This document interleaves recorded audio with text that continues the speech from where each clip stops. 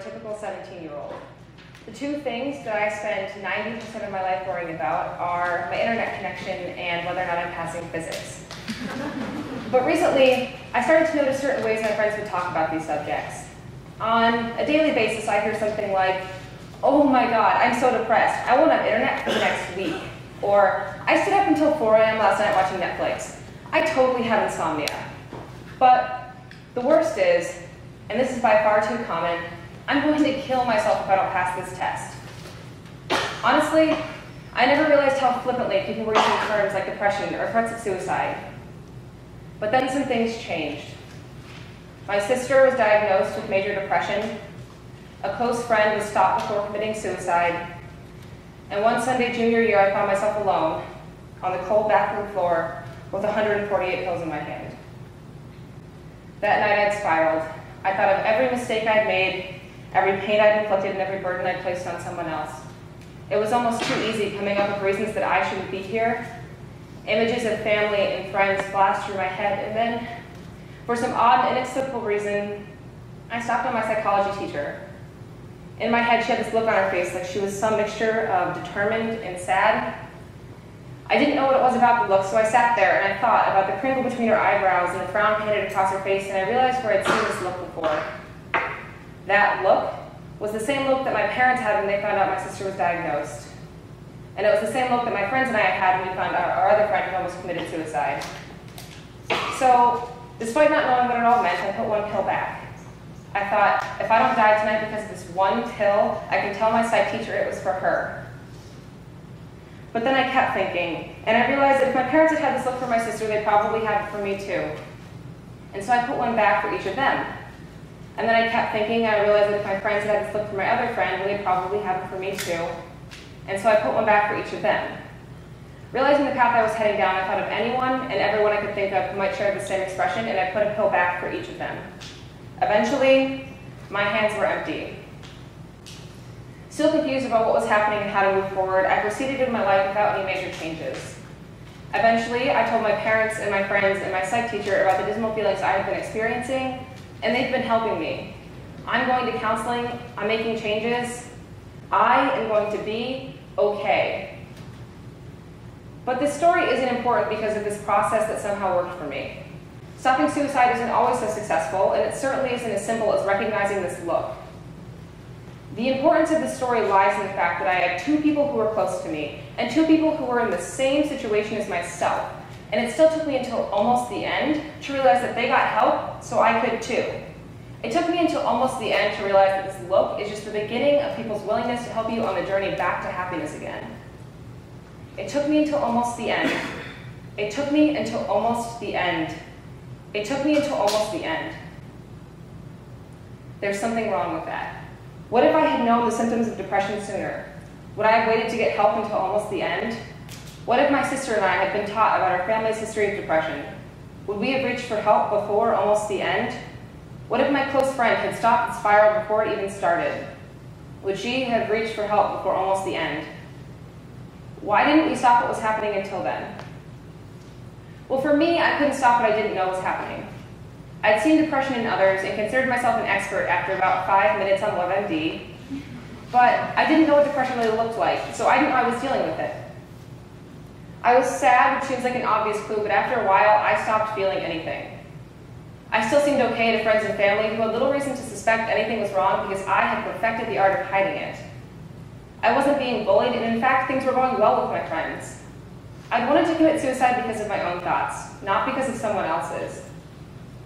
There is this stereotype of what a depressed person is supposed to look like, but because I didn't look like that, I didn't know I was dealing with it, and neither did anyone else. Turns out this phenomenon is not uncommon. Dr. Angel Adams, the clinical psychologist at the California School of Professional Psychology, reports that many of the people who come to see her are shocked when they find out they have depression. They attribute their feelings to something else, like a major breakup or overworking themselves. Even those who know enough to know that they should seek help still don't necessarily know that they're struggling with mental illness until almost the end. But perhaps the best and most relevant example of this is Demi Lovato. The child star began developing symptoms of eating disorders at the age of 8.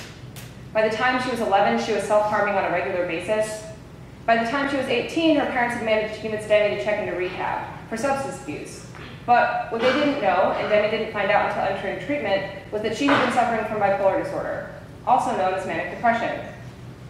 Demi, like so many teens, knew something was wrong, but didn't know how to ask for help, despite being surrounded by so many fans, friends, and family members. Luckily, that family was able to manage to convince Demi to check into rehab. But even then, they weren't necessarily aware of her substance abuse. So, if those who are struggling with mental illness don't know they're struggling with it, who's supposed to? The Journal of the American Medical Association published a report in June of 2005 that identifies early identification as key to preventing mental illness from developing later on in life. Parents and early educators are instructed to remain aware of symptoms in children as early as preschool age. However, the idea of early identification sounds simpler than it is. The American Academy of Child and Adolescent Psychiatry reports that 90% of parents are unaware of symptoms indicating suicide in their children, and 95% of parents go unaware of their child's suicide attempts. In 2003 and 2012, the Surgeon General reported that 80% of kids with mental health issues are going untreated, and in the time it takes me to deliver this speech, on average at least one person in the United States will have committed suicide. Reasons for this disconnection vary widely. Parents are finding it more difficult to interact with their children because, with an increase in technology, a family spends more time looking at screens than talking face-to-face at dinner. Thus, it's becoming increasingly challenging for parents to pick up on certain moods or patterns of behavior. Teachers are also finding it more difficult to interact with their students. Since 2000, the National Education Association has reported an increase in 3 to 5 students per class size, forcing a strain on relationships between teachers and their influx of students. So, many students are going through school with much less one-on-one attention, allowing many of them to suffer with diseases that are going unrecognized. When I first heard this information, I was shocked. I had no idea that there were so many people like me who were going without the treatment they needed because their symptoms are going unidentified. But over time, it has become less shocking. I knew so little about mental illness despite being so closely surrounded by it. I'd attached to the false stigmas, I'd laughed at the jokes, but this all seems so cruel now that I'd gotten the chance to know what mental illness really looked and felt like. So, a strange mix of inspired and infuriated, I decided to look for a solution.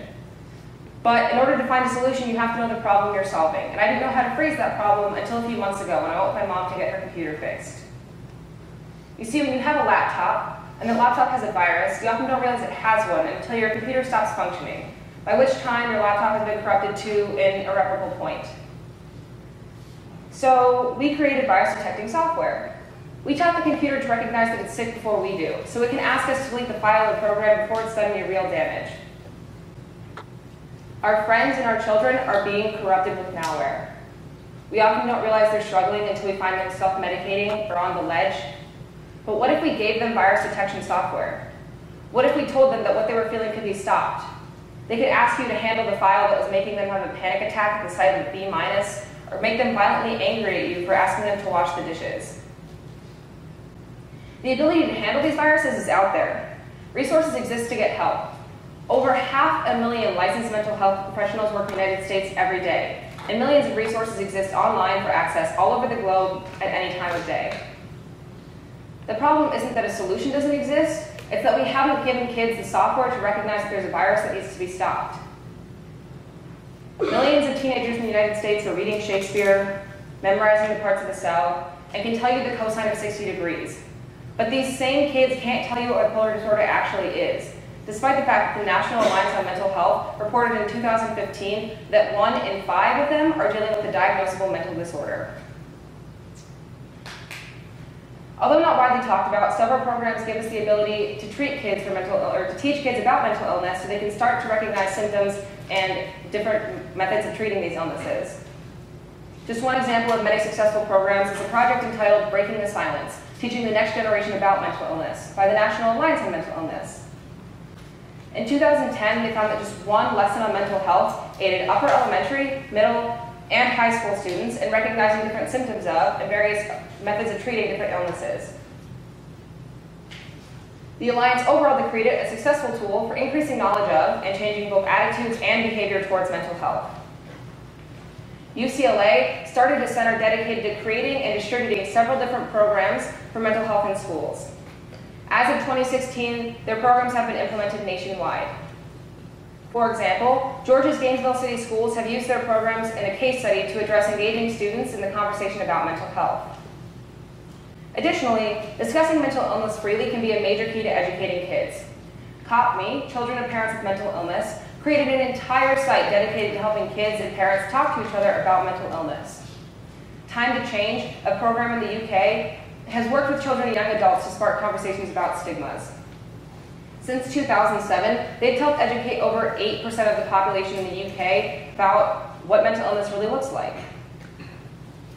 Research shows that discussion can help kids cope with mental illness, their own or someone else's. It dispels misconceptions, gets rid of stigmas, and can give them the resources they need to ask for help. What we're doing today simply isn't enough. We fear discussing mental illness despite the fact that, according to the National Institute on Mental Health, 50% of symptoms show before the age of 14. Placing sole responsibility on parents and teachers has placed us in the dilemma we face today, with the same organization reporting over 5,000 suicide attempts daily, with 4 in 5 of these people not receiving treatment.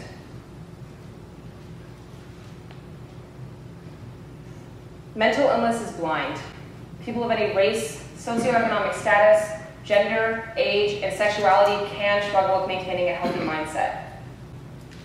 Our end goal should be to rid mental illness of the symptoms or of the stigmas that prevent proper diagnosis and treatment. First and foremost, through educating our kids about mental health, so they know what it really looks like and they can ask us for help, so we can put them on a path towards healing again. Implementing curriculum in schools can be widely effective. Teaching communities about mental health and encouraging schools to have mental health screenings could be enough to spark a significant improvement in the 1 in 5 children who are facing mental illness. Telling our lawmakers about our concerns, supporting the political discussion, and writing to our school boards might be enough to help spark this improvement. However, right now, schools aren't focused on anything outside of the core curriculum or sports. Fine arts and any classes that don't help kids get better test scores are being cut. And although mental health is just as, if not more important than academic success, the fight to implement these programs in schools will be a long and difficult process. Until then, we have to drive the change. Parents, especially ones who have seen mental illness within the family or within themselves, can talk to their kids about mental illness. Discussing mental illness with them freely gives them the resources they need to ask for help. Teachers have stricter guidelines about what they can and can't talk to their students about.